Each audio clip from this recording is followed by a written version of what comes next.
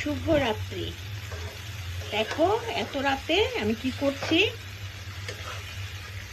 বড় বড় জায়গাগুলো নামে বড়, কামে একদম ছোট।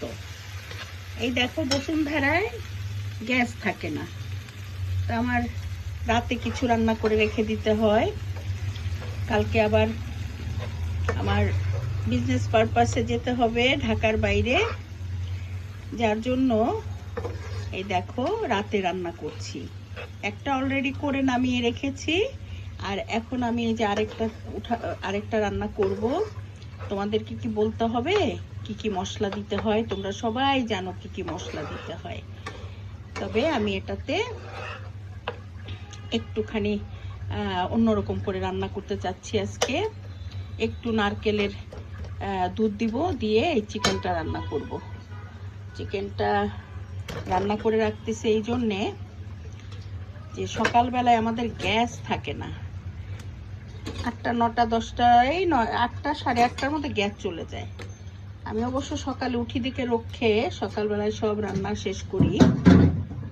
বসুন্ধরার এটা একটা মানে চিরাচরিত বিষয় হয়ে গিয়েছে, গ্যাস থাকে না।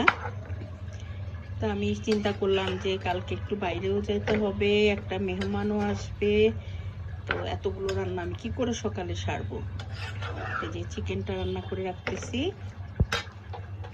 চিকেনটা করে রাখলে চিকেন করে রেখেছি, একটু ভাজি করে রেখেছি, মাছ কিছু মশলা মেখে রেখেছি, যাতে সকালে মাছ ভাজাটা আবার দুবার করলে পরে ভালো লাগে না। তো তাই আমি ওটা সকালে সকালে করব। এই যে দেখো আমি সারাদিনই একটার পর একটা করতে থাকি। আমার অবসর টাইম জীবনে থেকে সারা জীবনেই অবসর টাইমটা খুব কম পেয়েছি, সবসময় কাজের মধ্যে থাকতে হয়েছে। এর মধ্যে কিন্তু আমি কোনোটাই বাদ দিইনি। মনে করো আনন্দ ফুর্তি যা কিছু সব কিছুতেই করেছি, সীমাবদ্ধতার মধ্যেই করেছি। অত ছড়িয়ে ছিটিয়ে করতে পারি নাই, যেহেতু আমার জীবনের অবকাঠামোটা একটু অন্যরকম। এত কথা বললে চলে, তারপরেও বক করি। তোমাদের সাথে বলতে ভালো লাগে, অনেক কথা মনে পড়ে যায়, অতীতের কথা বর্তমানের কথা সব মিলিয়েই তো জীবন।